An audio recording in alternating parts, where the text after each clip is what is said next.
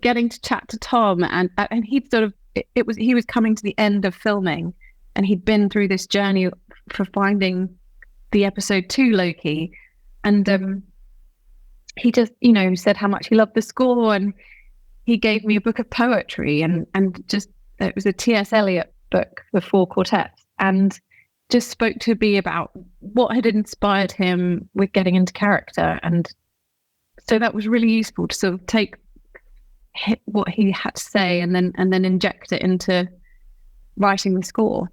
What if we made it look, the cinematography somehow made it look like the production design looks? And that's where 2001 really came up. We were like, let's take a hard look at 2001: A Space Odyssey and try to emulate whatever we like from that, Definitely. We also looked at Munich because we love Spielberg's dolly zoom style, specifically in that film. And I looked at Live and Let Die, that James Bond movie from the early 70s. Hey, Natalie, how are you? Yeah, good, thank you. We are such big fans of yours, and we're absolutely in love with the musical language that you brought to Loki. So we're just so grateful for you sharing your time with us today. Oh, thank you. Loki's theme is one of the most iconic in the MCU. How did you approach creating a score that would be an earworm, but also fitting of everything that this Loki and his variants have gone through? Earworm part of it is something I just heard from the Beatles, actually, which was apparently Paul McCartney used to kind of sleep on something, and he, I think he wouldn't have had the record into an iPhone function that we have now. But so I think he was like, if would be. Yeah, I'm sure he would. I mean, but I think it's like, yeah, if you can come up with an idea and then walk away from it and remember it, it's got a good chance of having that sort of earworm quality.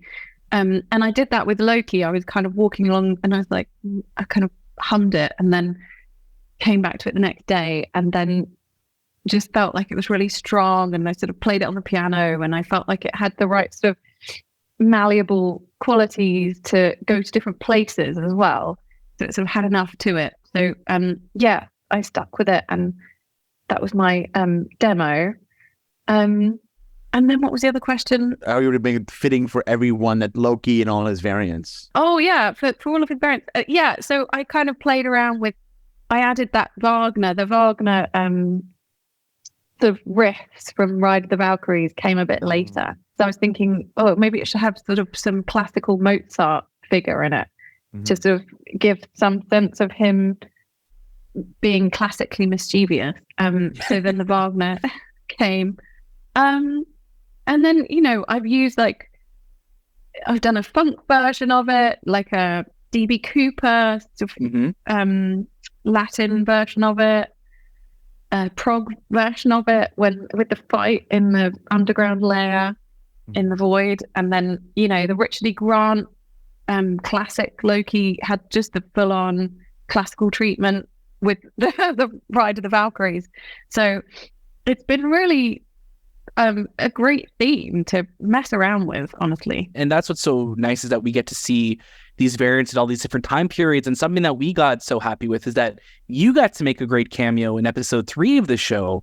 What was it like being on set for that? And are there any other eras that, you hope your variants get to explore in a future episode? Yeah, so I'm an accordion player in 1890, I guess, like in a sort of in the Chicago World Fair. I guess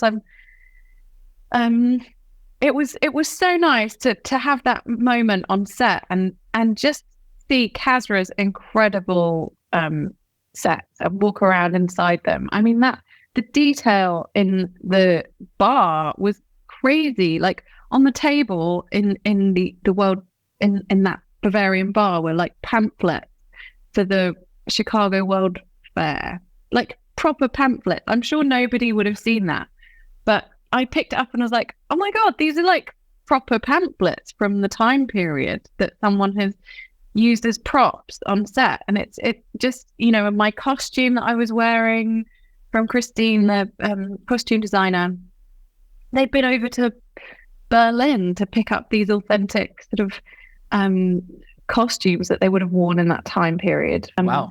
And that I was wearing a corset, which was very uncomfortable. Can't recommend that. And so just seeing like the detailed level of sort of creativity from everyone in every department was like really inspiring.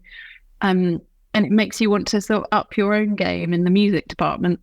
And then getting to chat to Tom, and he'd sort of, he was coming to the end of filming, and he'd been through this journey for finding the episode 2 Loki. And he just, said how much he loved the score, and he gave me a book of poetry, and just, it was a T.S. Eliot book, The Four Quartets, and just spoke to me about what had inspired him with getting into character. And so that was really useful to sort of take what he had to say and then inject it into writing the score. That's amazing. That's wonderful.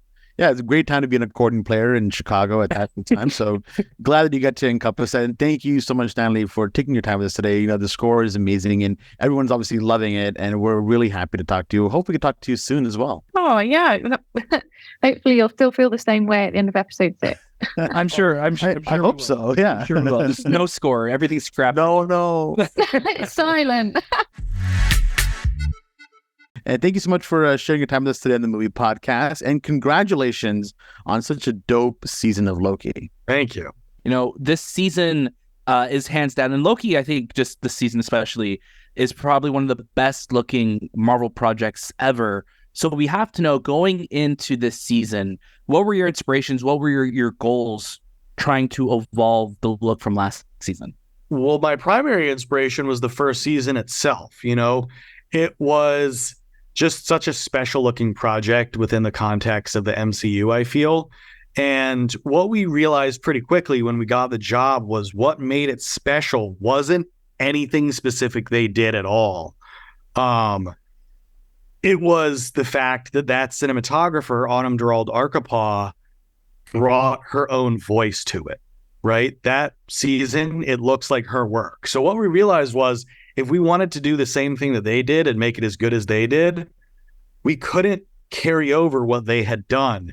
We instead had to take the same approach that they took, which was to bring ourselves to the work. And that's when we realized we needed to wipe the slate clean and rebuild the look from the ground up. But that approach was fully inspired by the way they approached the first season. Something that just always stands out is just how tangible and just how lived in the world feels. You really see that this season. Yeah, totally. Thank you. From the halls of the TVA to like an 80s McDonald's, the series has many different looks. How did your process change when adapting to these different time periods and locations? What the approach was, you look at each time period more than each individual location. We looked at each time period for the source of our inspiration in terms of our approach there. So we would look at, for example, any given time period. Well, what did photography at that time look like?